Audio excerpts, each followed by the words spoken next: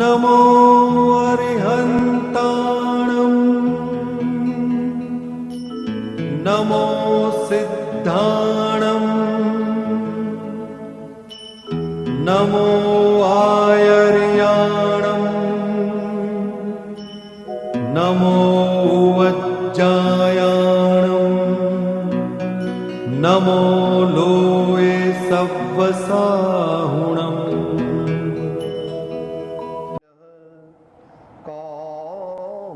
મોક્ષદમ ચૈવ ઓમકારાય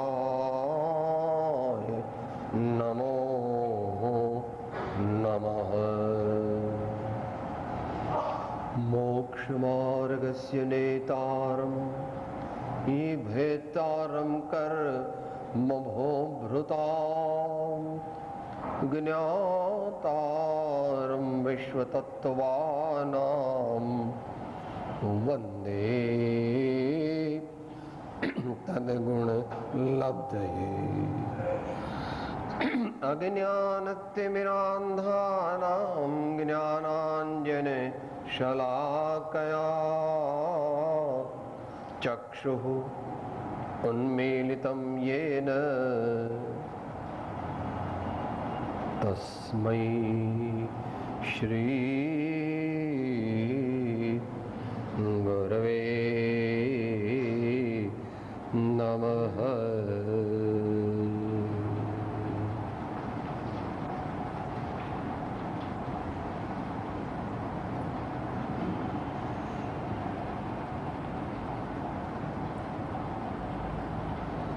સ્વાધ્યાયમાં વિચારણા ચાલી રહી છે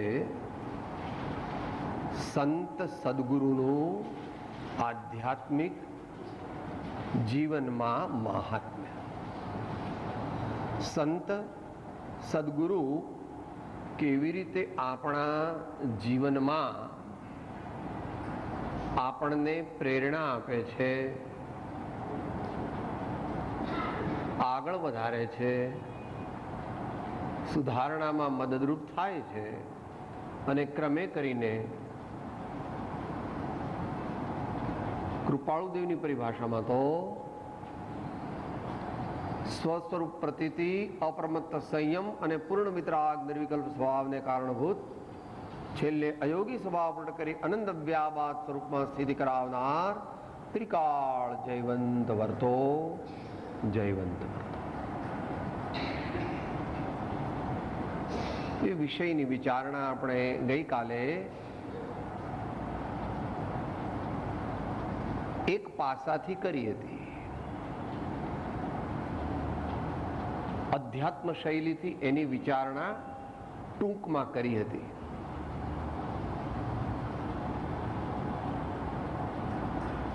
અને શ્રી આત્મસિદ્ધિ શાસ્ત્રની 34મી ગાથા દ્વારા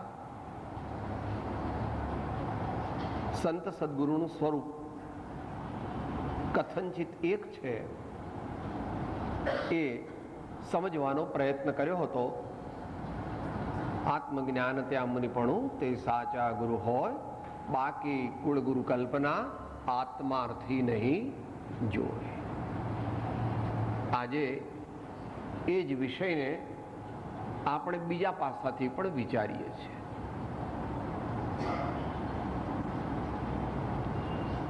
ભગવાનનો માર્ગ જ નયને આધીન છે.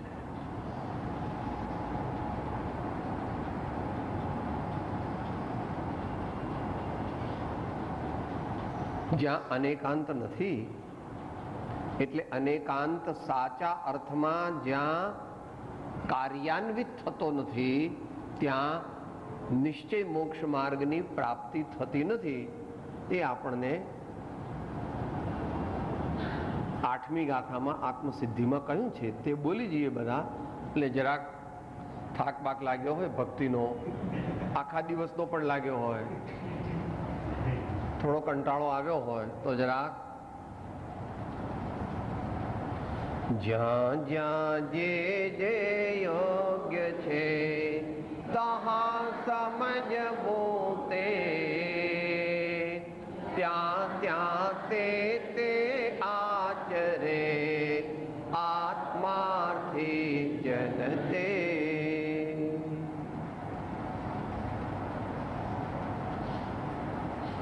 સમજે અને આચરે તો આત્મા. સમજે પણ આચરે નહીં તો સમજ્યો નથી, અને આચરે પણ સમજણ વગર આચરે તો તેણે આચરણ સાચું કર્યું નથી. આવું જરા ગહન છે, કોઈ અપેક્ષાએ કહો તો ટ્રીકી પણ છે. માટે કોઈ વિરલા પુરુષો તેને પામે છે. એને માટે આત્યંતિક પ્રમાણિકતા, આત્યંતિક નિષ્પક્ષપાતતા, આત્યંતિક સદગુરુ પરમાત્માની ભક્તિ, અને ગઈકાલે વિચાર્યું હતું તે પ્રમાણે કપટ રહિત થઈ આત્મ અર્પણા, એવી આપણા જીવનમાં એક દશા પ્રગટે તો જ આપણને તે પદની પ્રાપ્તિ થઈ શકે. અને માટે જ એ એકદમ ન થાય. તમારી દુનિયામાં કંઈ એકદમ થતું નથી. નાનો બાબલો હતો તો અત્યારે તો મોટો સાહેબ થઈ ગયો છે, પીએચડી. પણ કેટલા વર્ષ લાગ્યા? 28 વર્ષ લાગ્યા.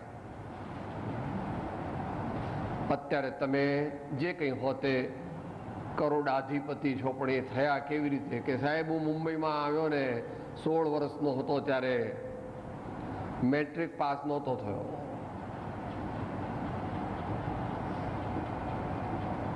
ઉપાશ્રયના કે ધર્મસ્થાનકના દાદરાની નીચે પેલી જગ્યા હોય ને ત્યાં સૂતો હતો. તમારે મુંબઈમાં આમ હોય ને, બધું આમ હોય ને, વચ્ચે પેલી ટ્રાયેંગલ ગેપ પડે ને, ત્યાં આગળ સૂઈ જતો હતો સાહેબ. આ હું તમને 1945-46ની વાત કરું છું સાહેબ, સમજ્યા ને? પણ અત્યારે તો હવે કંઈ બોલવા જેવું નથી. મોક્ષ માર્ગ પણ એ પ્રકારે છે. बनत बनत बन जाए जाके पूर्ण कमाए. बनत बनत बन जाए जाके पूर्ण कमाए. साधु की संगत, साधु की संगत. એ સાધુને અહીં સંત સદગુરુ એ નામથી કહે છે. અને જે બીજું પાસું આપણે વિચારવા માંગીએ છીએ એની ગાથા આપણને રહસ્યવાદી મહાન કવિ મહાત્મા કબીરદાસજી કહે છે. દોહરો છે. तीर्थ नाहे एक फल, संत मिले फल चार. सदगुरु मिले अनेक फल, कहत कबीर विचार. જુઓ અનેકાંત કેવું છે. તીર્થ નાહે એક ફલ, કોઈ વસ્તુનો એકાંતે નિષેધ નથી. ઘણા આપણે લોકો ઉતાવળિયા શું કહે છે, સાહેબ આવું યમ નિયમમાં બધું કહ્યું ને, બધું અનંતવાર કર્યું, હવે એવું કંઈ કરવાની જરૂર. એવું નથી એનો અર્થ. યમ નિયમમાં કીધું એ બધું કરવાનું નથી એવો એનો અર્થ તું કાઢે છે. એવો જ્ઞાની પુરુષોએ કીધો નથી.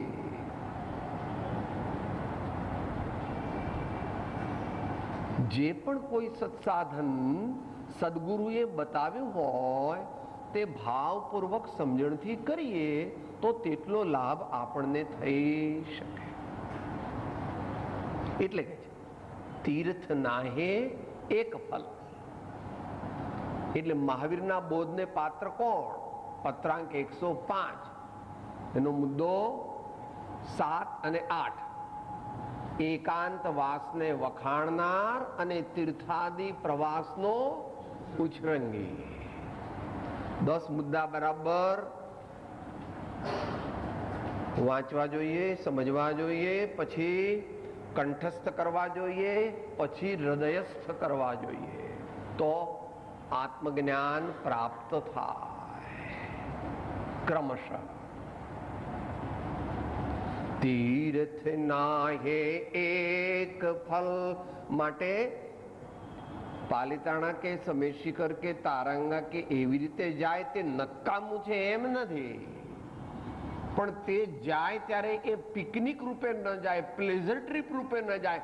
માત્ર સાહેબ અમે અમારા ઘરના બધા જઈએ છીએ એટલે શું કે તારું ઘર ત્યાં શિફ્ટ કર્યું એટલે તારો મોહ ને રાગ જે ત્યાં અમદાવાદ કે મુંબઈ કે હૈદરાબાદ હતો તે તારંગા શિફ્ટ કર્યો એમ કઈ ન ચાલે.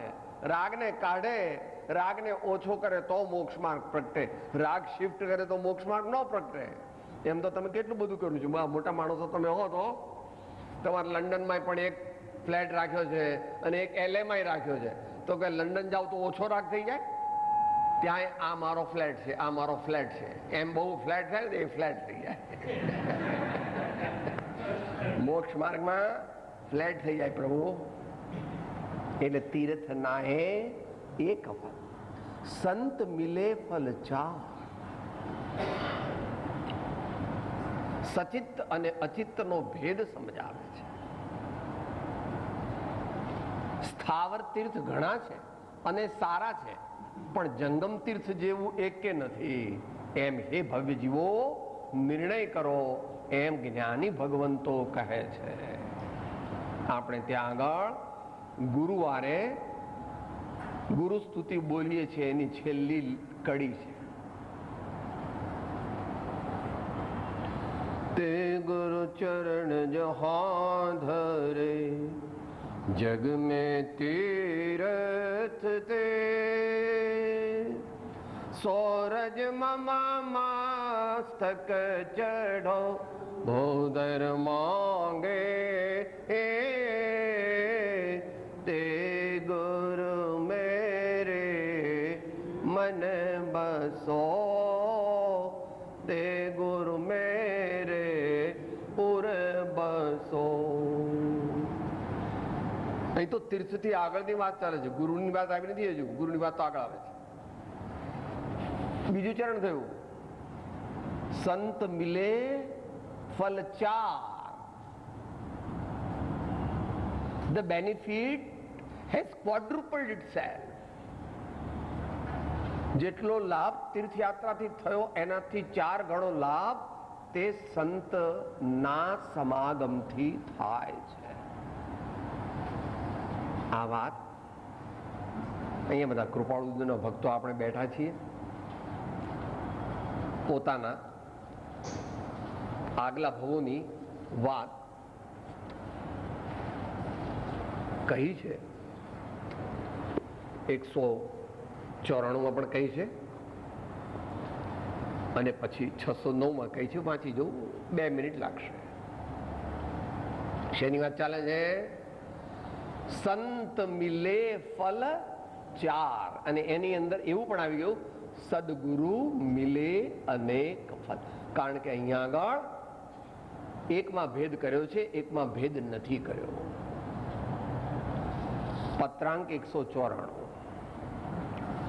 ભાવ અપ્રતિબદ્ધતાથી નિરંતર વિચરે છે એવા જ્ઞાની પુરુષના ચરણારવિંદ, તે પ્રત્યે અચળ પ્રેમ થયા વિના અને સમ્યક પ્રતીતિ આવ્યા વિના સત્સ્વરૂપની પ્રાપ્તિ થતી નથી. અને આવેથી અવશ્ય તે મુમુક્ષુ જેના ચરણારવિંદ તેણે સેવ્યા છે તેની દશાને પામે છે. આ માર્ગ સર્વ જ્ઞાનીઓએ સેવ્યો છે, સેવે છે અને સેવશે. જ્ઞાન પ્રાપ્તિ એથી અમને થઈ હતી. જ્ઞાન પ્રાપ્તિ એથી અમને થઈ હતી. આગળની વાત કરે છે, કારણ કે હજુ ઉંમર તો 23-24 છે, 1947નું છે. માટે કઈ રીતે સંત સદગુરુ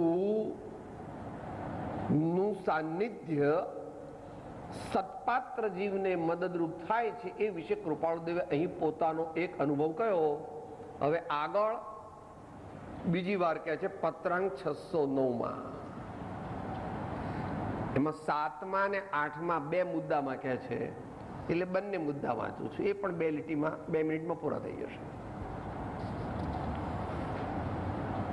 તે સત્સંગ પણ જીવને ઘણીવાર પ્રાપ્ત થયા છતાં ફળવાન થયો નથી, એમ શ્રી વિતરાગે કહ્યું છે. કેમ કે તે સત્સંગને ઓળખી આ જીવે તેને પરમ હિતકારી જાણ્યો નથી, પરમ સ્નેહે ઉપાસ્યો નથી, અને પ્રાપ્ત પણ અપ્રાપ્ત ફળવાન થવા યોગ્ય સંજ્ઞાએ વિસર્જન કર્યો છે, એમ કહ્યું છે. આ અમે કહ્યું તે જ વાતની વિચારણાથી અમારા આત્મામાં આત્મગુણ આવિર્ભાવ પામી સહજ સમાધિ પર્યંત પ્રાપ્ત થયા એવા સત્સંગને હું અત્યંત અત્યંત ભક્તિએ નમસ્કાર કરું છું. અને 8મા મુદ્દામાં કહે છે, અવશ્ય આ જીવે પ્રથમ સર્વ સાધનને ગૌણ જાણી નિર્વાણનો મુખ્ય હેતુ એવો સત્સંગ જ સર્વાર્પણપણે ઉપાસવો યોગ્ય છે. અર્ધવિરામ. કે જેથી સર્વ સાધન સુલભ થાય છે એવો અમારો આત્મ સાક્ષાત્કાર છે. એવો અમારો આત્મ સાક્ષાત્કાર છે. શું ચાલે છે? સંત મિલે ફલચાર. કે છે અમારી મૂડી તો 5% વધે, 10% વધે, 15% વધે, પણ તમે તો કહો છો 400% એપ્રિસિએશન. શું વાત કરો છો? કે હજુ સાંભળો તો ખરો. આગળ ઠંડો રહીને સાંભળે પાછો કે બ્લડ પ્રેશર વધી ન જાય. સદગુરુ મિલે અનેક ફલ કહત કબીર વિચાર. ત્રીજું ચરણ કહે છે. પહેલા તીર્થની વાત કરી, પછી સંત મળ્યાની વાત કરી, હવે કે છે સદગુરુ મિલે અનેક ફલ કહત કબીર વિચાર.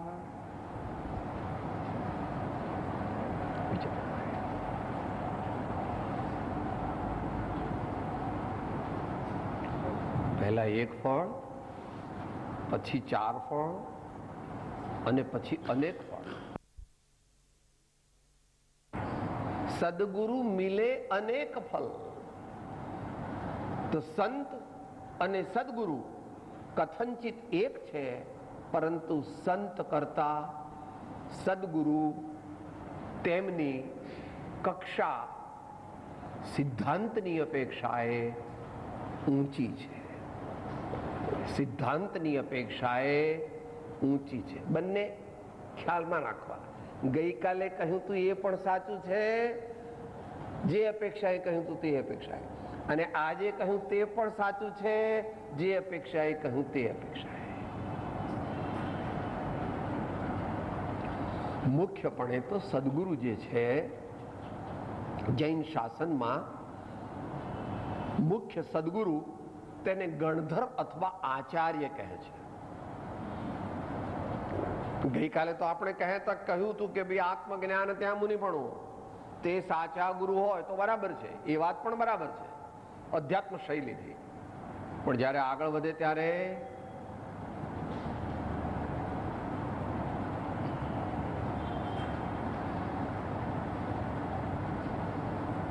જે પોતે 5 આચાર પાળે છે અને અન્યને તે પાળવા માટે સમ્યક રૂઢું માર્ગદર્શન અને પ્રેરણા આપે છે તેવા મહાન સંત, અનેક સંતોના અગ્રણી સંત શિરોમણી, તેને આચાર્ય કહેવામાં આવે છે. એમનું વર્ણન કરવાની, એમના ગુણો ગાવાની આપણી શક્તિ નથી. પણ કોઈકને જાણવું જ હોય તો આત્માનું શાસનમાંથી 5મો શ્લોક તો પમાં જો પ્રાગ્ન પ્રાપ્ત સમસ્ત શાસ્ત્રદ પ્રવ્યક્ત લોક સ્થિતિ એમ કરીને 17 મુદ્દા મૂક્યા છે, ત્યાંથી જાણવું. અને નિયમ સારમાં પણ પંચ પરમેષ્ઠી ભગવાનની 5 ગાથાઓમાંની ત્રીજી ગાથા, એ તો બોલો બધાને મળે છે. પરિપૂર્ણ પંચાચારમાં વળી ધીર ગુણ ગંભીર છે. પંચેન્દ્રિ ગજના દર્પ દલને દક્ષ શ્રી આચાર્ય છે. તો આ બીજી અપેક્ષા ચાલે છે આ માધ્યમથી. કયું માધ્યમ? તીર્થ નાહી એક ફલ, સંત મિલે ફલ ચાર, સદગુરુ મિલે અનેક ફલ. પણ પછી શું કહે છે? કહત કબીર વિચાર.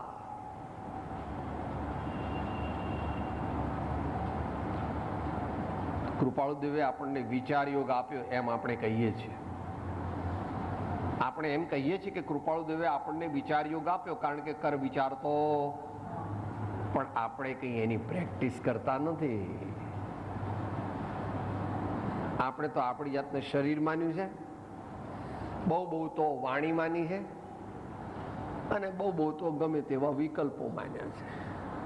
હજુ વિચાર દશામાં આવતા અને કર વિચાર તો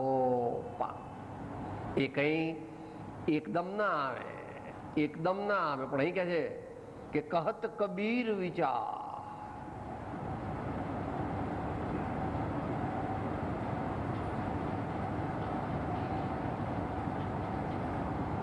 તો સંત સદગુરુનું સાનિધ્ય, પહેલા તો એમનો સમાગમ થવો જોઈએ, કરવો જોઈએ એમ આજ્ઞા છે. આત્માથી લક્ષણની ચોથી ગાથા. એમ વિચારી અંતરે શોધે સદગુરુ યોગ, કામ એક આત્માર્થનું બીજો નહીં મનરો. મુંબઈ, દિલ્હી, કલકત્તા, હૈદરાબાદ, અમદાવાદમાં એકદમ એનો મેળ પડે નહીં, મુખ્યપણે ન પડે. પડે પણ મુખ્યપણે ન પડે.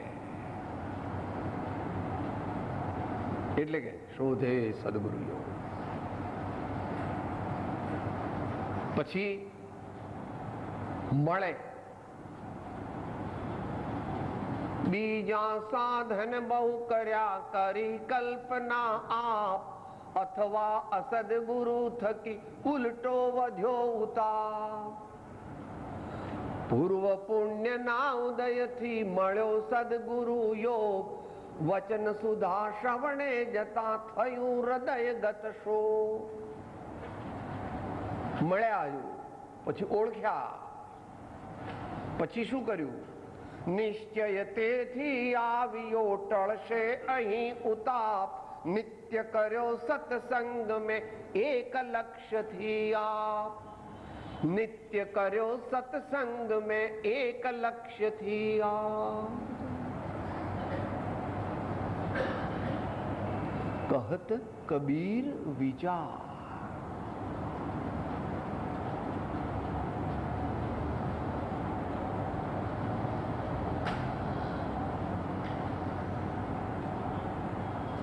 હવે સંત સદગુરુનું સ્વરૂપ તો સામાન્યપણે જાણ્યું, પણ એ આપણને આધ્યાત્મિક ઉન્નતિમાં કઈ રીતે લાભાન્વિત થઈ શકે એમ પ્રશ્ન થાય. કારણ કે બહુ શાસ્ત્રનો જ્ઞાતા બહુ વધારે થઈ ગયો, એટલે કે છે સાહેબ સદગુરુ તો પરદ્રવ્ય છે, સાહેબ ભગવાન તો પરદ્રવ્ય છે, સાહેબ સત્શાસ્ત્ર તો પરદ્રવ્ય છે. અને વળી પાછો મોટો પંડિત થઈ ગયો એટલે કે આત્મા, આત્મા ને આત્માથી આત્મા માટે આત્મા વડે રે આત્મામાં રહીને આત્મા પામે છે. ષટકારક આત્મામાં છે, માટે હવે મારે કોઈની જરૂર. અને થોડી વારમાં કહે કોફી આપજો ને, ચા આપજો ને, જરા સિગરેટ આપજો ને. કહે છે કે મારે કોઈની જરૂર, એટલે આવી બધી વસ્તુની જરૂર છે ને સદગુરુને પરમાત્માની જરૂર નથી. હું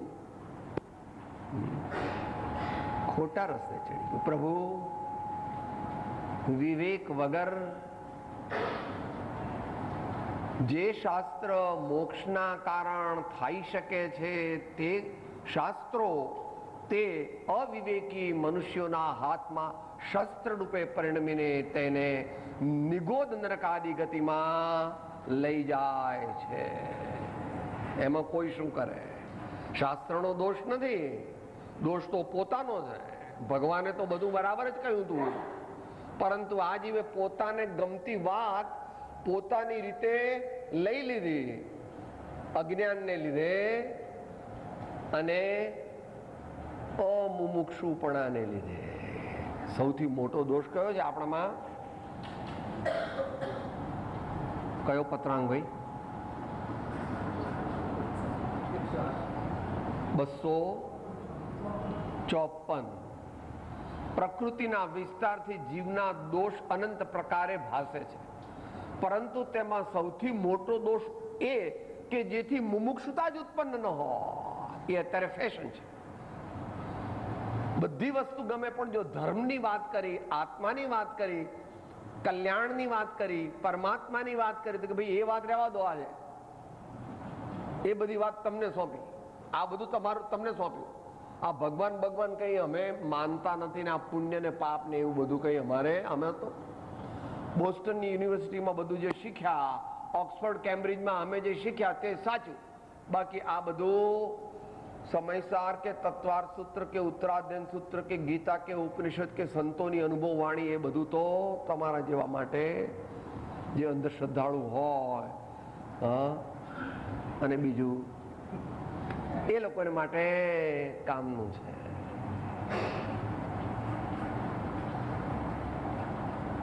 એને ખબર નથી, એને સત્પુરુષને જાણ્યા નથી, બહારથી પણ નથી જાણ્યા હજુ તો, અંતરથી તો ક્યાંથી જાણે? મારા સ્વામી તે તો મહાન સમ્રાટ હતા, મોટા રાજા હતા. પહેલાની વાત નથી કરતો ઋષભદેવ ભગવાનની, તીર્થંકર ભગવાનની, કારણ કે એને તો તમે પ્રાગ ઐતિહાસિક કહો. પણ તમારા ઇતિહાસકારો એમ કહે છે કે ઈસવીસન પૂર્વે લગભગ 877 બનારસના રાજા અશ્વસેનના દીકરા પારસકુમાર હતા, તે ભગવાન પાર્શ્વનાથ થયા. અને ઈસવીસન પૂર્વે 599 ક્ષત્રિય કુંડ કે કુંડલપુરના રાજા સિદ્ધાર્થ અને માતા ત્રિશલા હતા, તેમના પુત્ર તે વર્ધમાન રાજકુમાર હતા, તે ભગવાન મહાવીર થયા. એ તો ઇતિહાસ તમારા ઇતિહાસકારો માને છો ભાઈ. પણ તું કે સાહેબ હવે જૂના જમાનાની વાત જવા દો ને, આપણે શું કામ છે?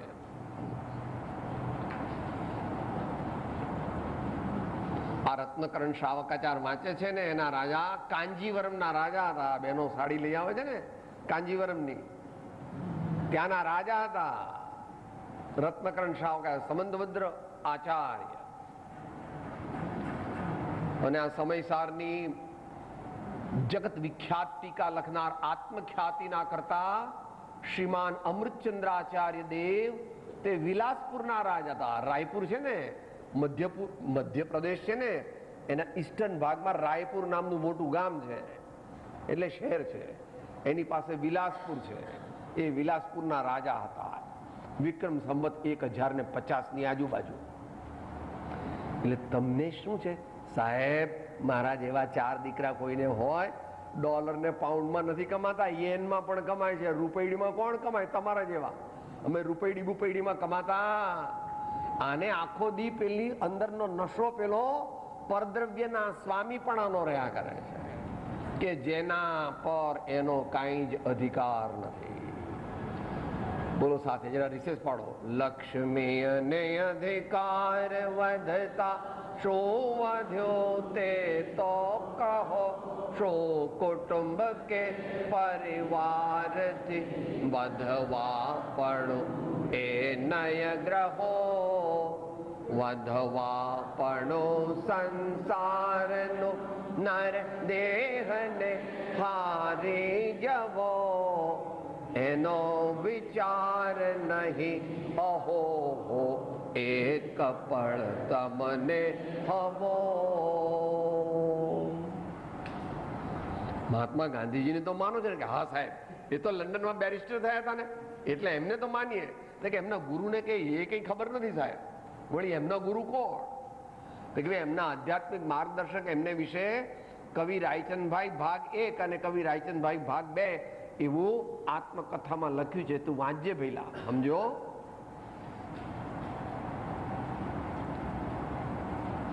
કહત કબીર વિચાર, વિચાર યોગની વાત ચાલે છે. આપણે તો હાલ્યા જઈએ છીએ. યોગ તે જ હું, ઉપયોગ એટલે શું એ કાંઈ ખબર નથી. ભગવાન કહે છે તું ઉપયોગ છો ને તું નિશ્ચયથી તું એકલો ઉપયોગ જ છો.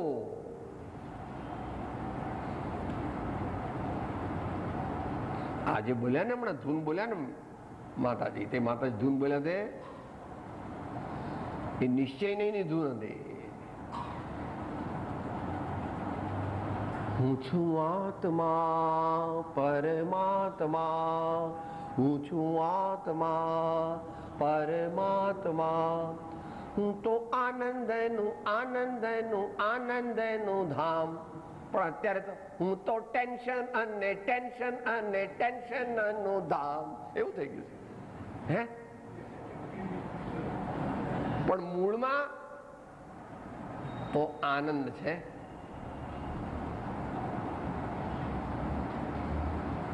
ભગવાનની સંતોની વાણી ધીમે ધીમે સત્પાત્રતા લાવે અને પોતે પ્રમાણિકપણે આત્મકલ્યાણ કરવા ઈચ્છે તો જ કામનું છે પ્રભુ, નહીં તો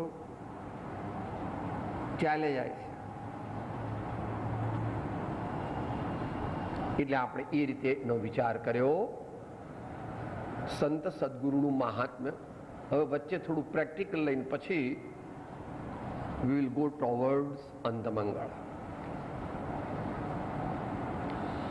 કે ભાઈ આ તમે સદગુરુ કહો છો, સંત કહો છો, ભગવાન કહો છો, સત્શાસ્ત્રો કહો છો, એમાં અત્યારે ભગવાન તો પરોક્ષ છે, મૂર્તિ રૂપે કે ચિત્રપટ રૂપે કે એ રીતે. અને સત્શાસ્ત્ર જે છે તે પણ એક આમનાય પ્રમાણે તો મૂળ અંગ એક પણ અંગ રહ્યા નથી, એક આમનાય એવું માને છે. બીજી આમનાય વળી એમ કે છે કે અમુક અંગ રહ્યા છે પણ મોટા ભાગનું વિચ્છેદ ગયું છે. પણ બંને આમનાય એમ તો માને છે કે 12મું અંગ સંપૂર્ણ વિચ્છેદ પામ્યું છે. શુદ્ધ કેવળી ભદ્રબાહુ સ્વામી નું સ્વર્ગારોહણ થતાં જ ભારતમાં એવું કોઈ રહ્યું નહીં કે જે પૂર્ણ શુદ્ધ જ્ઞાન દ્રવ્ય શુદ્ધને ધારણ કરી શકે.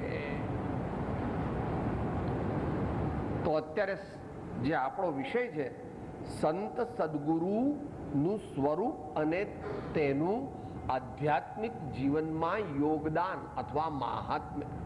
તો કે એ કેવી રીતે સાહેબ?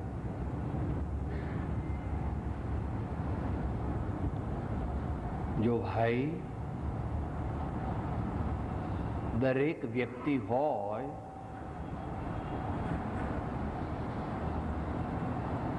એની જે ટોટાલિટી ઓફ પર્સનાલિટી હોય એને અનુરૂપ અમુક પ્રકારના ખાસ પરમાણુઓ કે જેને આભા મંડળ કહે છે તે તેની આજુબાજુ હંમેશા હોય અને હોય જ. અંગ્રેજીમાં એને ઓરા કહે છે, AURA. માટે આ ભગવાનના ફોટા જે છે એમાં આજુબાજુ આ તેજ દેખાય છે એ આર્ટિસ્ટ વ્યૂ નથી. It is a fact, it is a hard fact. ભગવાનની આજુબાજુ પેલું પીળું પીળું કર્યું છે એ તો અમસ્તું કર્યું છે ને સાહેબ. આમ જરા આર્ટની દ્રષ્ટિએ સારું લાગે ને ભગવાનનો ફેસ જરા આમ ઉઠાવ આવે એટલા માટે કર્યું. ના, એટલા માટે નથી કર્યું. હા,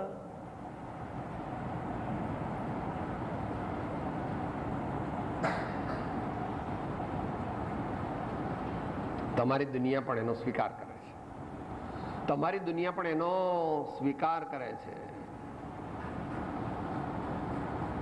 અમુક કાર્ય દુકાનમાં જ કરો છો, અમુક કાર્ય સિટિંગ રૂમમાં જ કરો છો, અમુક કાર્ય તે બાથરૂમમાં જ કરો છો કે લેટ્રિનમાં જ કરો છો કે ફેક્ટરીમાં જ કરો છો કે અમુક પાર્ટીમાં કે પિકનિકમાં કરો છો. કેમ એમ? કે સાહેબ એટલી તમારામાં અક્કલ નથી? જે કામ જ્યાં યોગ્ય થતું હોય ત્યાં થાય. જુઓ, યોગ્ય દ્રવ્ય, યોગ્ય ક્ષેત્ર, યોગ્ય કાળ, યોગ્ય ભાવ, એવું ભગવાને કીધું. તમને ખબર નથી? ભગવાને કીધું છે કે યોગ્ય દ્રવ્ય, યોગ્ય ક્ષેત્ર, યોગ્ય કાળ ને યોગ્ય ભાવ. તો કે અહીંયા પણ એવું છે તારે પ્રભુ. માટે કૃપાળુદેવ વારંવાર એમ કહે છે કે ઇન્દ્રિય નિગ્રહના અભ્યાસ પૂર્વક નિવૃત્તિ ક્ષેત્રમાં વારંવાર સત્સંગ કરો અને સત્શાસ્ત્રનું સેવન કરો. એમ કે છે, એમ કહેતા નથી, પોતે કરે છે. અહીંથી હાલ્યા જાય છે. સારી સિઝન ચાલે ને ત્યારે પણ. પછી કાબીઠા હોય કે વસો હોય કે વડવા હોય, ખંભાત હોય, સાયલા હોય કે બીજા ક્ષેત્ર હોય,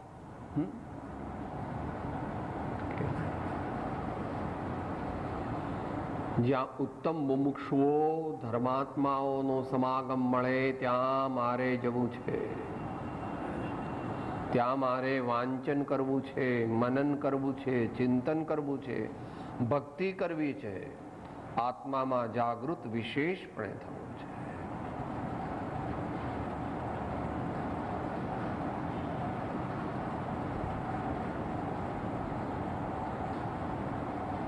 ઉત્તમ સત્સંગની પ્રાપ્તિ કરવી હોય તો તેને માટે વિશેષ પ્રવૃત્તિ ક્ષેત્ર બહુ યોગ્ય સ્થાનક નથી. એને માટે તો નિવૃત્તિ સ્થાનક જોઈએ.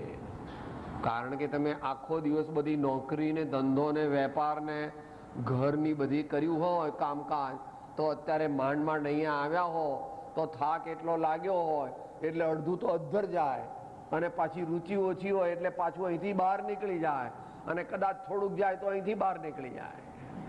એટલે કેટલું અંદરમાં રહે? ઓછું રહે. જ્યારે નિવૃત્તિ ક્ષેત્રમાં જાઓ તો સવારના 5 વાગ્યાથી એનું એ જ ચાલુ થાય. 7 વાગે એ, 9 વાગે એ, 12 વાગે એ, 3 વાગે એ, 5 વાગે એ, સાંજના પાછી આરતી હોય, પાછો સંધ્યાવંદન હોય, વળી પાછી ભક્તિ હોય, પછી પાછો જાપ હોય, પછી પોતાની વ્યક્તિગત સાધના હોય.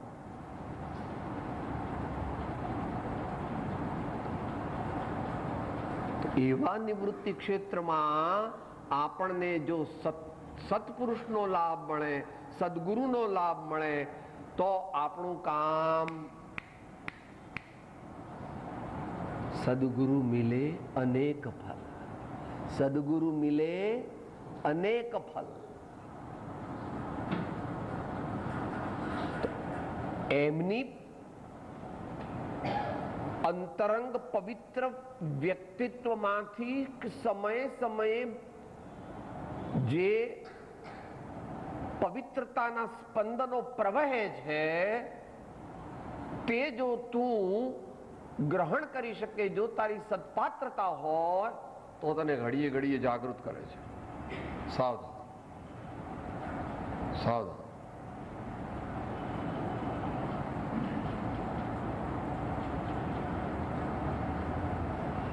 કારણ કે તે આત્મા ઉપરથી મોહનીય કર્મના પડળો હટી ગયા છે અને શુદ્ધ ચૈતન્ય પ્રગટ થયું છે, અને તે શુદ્ધ પ્રગટ ચૈતન્યની અસર તે આત્મા સાથે લાગેલા શરીર અને વાણી અને વિચાર સાથે એ બહાર નીકળે છે.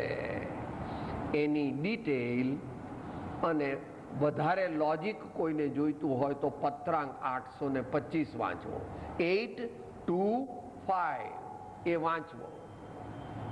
એકદમ તો સમજાય નહીં, પણ પહેલા વાંચવો 2-4 વાર, વળી પાછું એની કોઈ કેસેટ સાંભળવી, વળી કોઈ સત્પુરુષને પૂછવું. એમ કરતા કરતા એક દિવસ આગળ વધી શકાશે.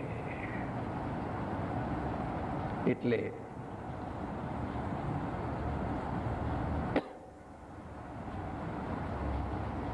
જેવી રીતે તમારું ટીવી એ તમે સિટિંગ રૂમમાં મૂકો છો, કારણ કે એક તો તમારું સ્ટેટસ એ દેખે બધા, અને બીજું વળી 5, 10, 15 મિત્રો આવ્યા હોય તો પણ બધાને બેસવાની સારી સગવડ, સોફા સેટ વગેરે એ બધું સિટિંગ રૂમમાં હોય.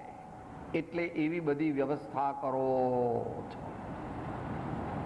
તો પરમાર્થમાં પણ એવી વ્યવસ્થા કરવી જોઈએ કે જ્યાં આત્માને એટલે આપણને પવિત્રતાનો લાભ ક્યાં થાય? ચિત્ત ચૈતન્ય જાગૃત ક્યાં રહે?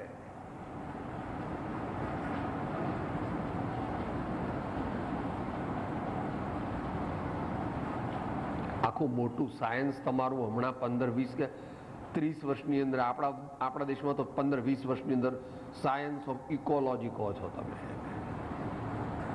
સાયન્સ ઓફ ઇકોલોજી કહો છો. તો એ ભગવાનનું સમવસરણ એ spiritually ecologically very useful place for attaining to self realisation. ભગવાનનું સમવસરણ છે ત્યાં આગળ highest spiritually beneficial ecological surroundings છે. પણ અત્યારે એટલું બધું ભાગ્ય નથી. અત્યારે એટલું બધું ભાગ્ય આપણું નથી. તો જેટલું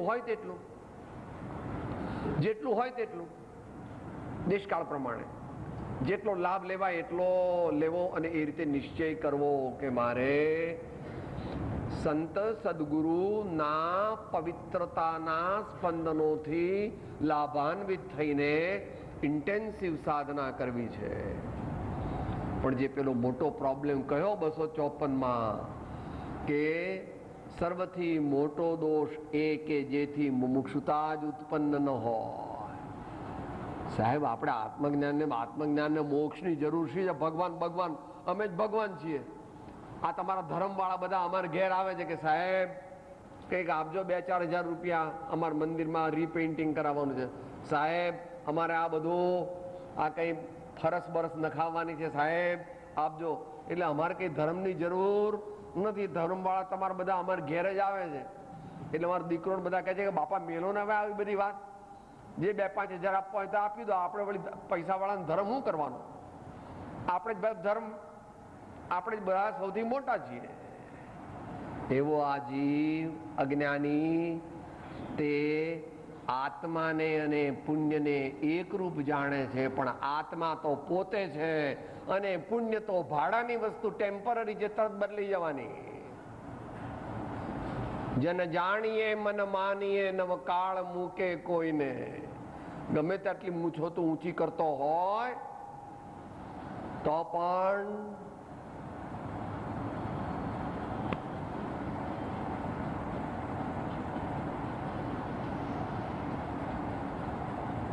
માટે આપણે સંત સદગુરુ ધર્માત્માઓના આત્મામાંથી પ્રસારિત થતા ઉત્તમ પવિત્ર સ્પંદનોનો લાભ લઈ અને તેમને શોધવા,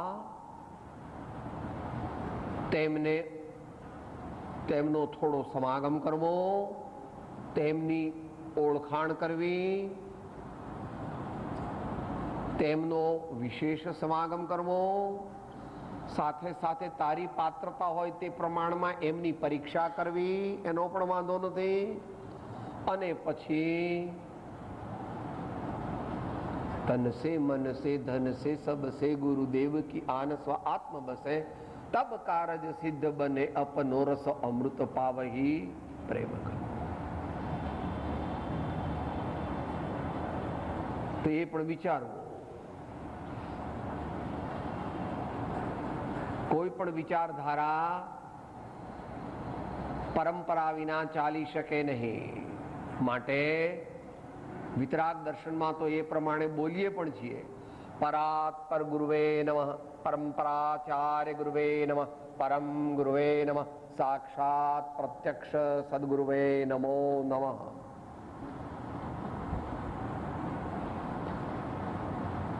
દ્રષ્ટિરાગ અને વ્યક્તિરાગથી કામ થવાનું નથી, પરંતુ નિષ્પક્ષપણે ભગવાનની વાતનો સ્વીકાર કરવાથી અને સદગુરુની વાતને સમજવાથી અને તે સમજીને પોતાના જીવનમાં ક્રમે કરીને ઉતારવાથી લાભ છે.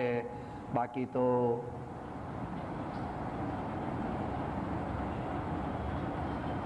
કોઈ પણ દ્રષ્ટિરાગ કે વ્યક્તિરાગ તે મોક્ષનું કારણ બની શકતું નથી, પણ ગુણાનુરાગ એ મોક્ષનું કારણ છે. એમ બોલો છો. ગુણથી ભરેલા ગુણજન દેખી હૈયું મારું નૃત્ય કરે, તે સંતોના ચરણ કમળમાં મુજ જીવનનું અર્ઘ્ય વહે. તો આપણે આજે બીજા દ્રષ્ટિકોણથી સદગુરુની વિચારણા કરી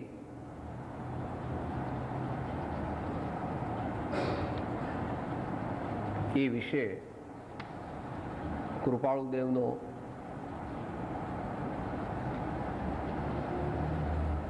એક દોહરો જે છે એ વિશે 4-5 મિનિટમાં વિચારણા કરી અને પછી અંત મંગળ તરફ જઈએ.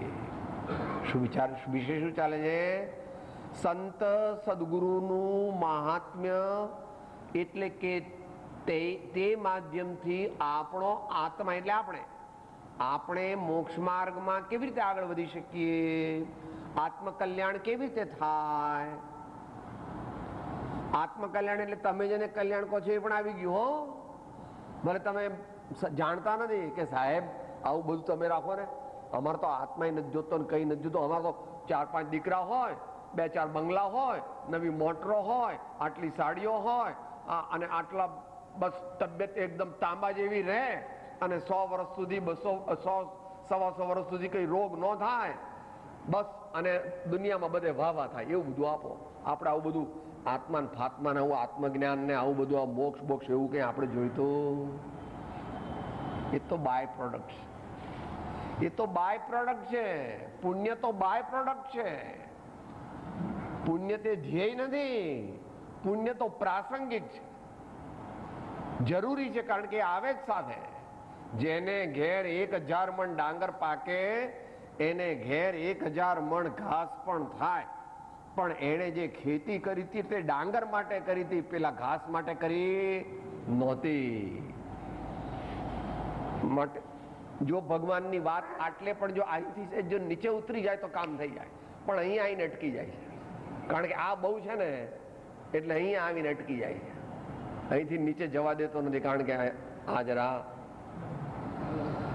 અતિયુક્તિ તે કુયુક્તિનું એક સ્વરૂપ છે. એમ યોગ સાર પ્રાભૃતમાં અમિત ગતિ આચાર્ય કહે છે, જે અતિયુક્તિવાન છે તેને મોક્ષ માર્ગની પ્રાપ્તિ થઈ શકતી નથી, કારણ કે અતિયુક્તિ તે કુયુક્તિનો એક પ્રકાર છે.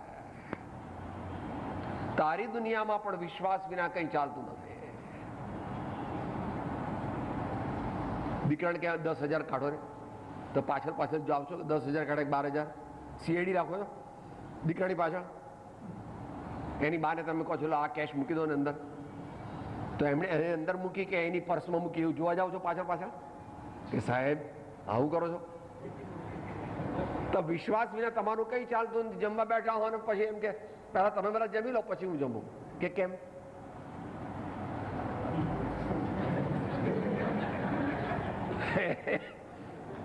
કઈક અંદર આગું પાછું હોય તો હે સાહેબ આવું બોલે? હા, તમે તો હાવ છેલ્લે પાટલે બેસી ગયા. પ્રભુ, તારે શ્રદ્ધા વિના તો તારું જીવન દુનિયાનું પણ ચાલતું નથી. તો મારા સ્વામી ત્રણલોકના નાથ તેને મળવા માટે એક અરજ સેવક તણી રે અવધારો જીન દેવ, કૃપા કરી મુજ દીજીએ રે આનંદ ઘનપદ સેવ વિમળજિન દીઠા લોયણા. મહાન યોગીશ્વરોને આચાર્ય ભગવંતો મારા સ્વામીના દાસત્વ માટે અરજી કરે છે, તો આપણા જેવાની અરજી તો ક્યારે લેવાશે એ તો હજુ કોઈના જ્ઞાનનો વિષય નથી. આ મોટા મોટા મુનિઓને આચાર્યો ભગવાનને ઘેર નોકરી કરવાની લાઈનમાં બેઠા છે, ત્યાં આપણા જેવાનો નંબર લાગવાનો ક્યાંથી? એકદમ ન લાગે, પણ છતાંય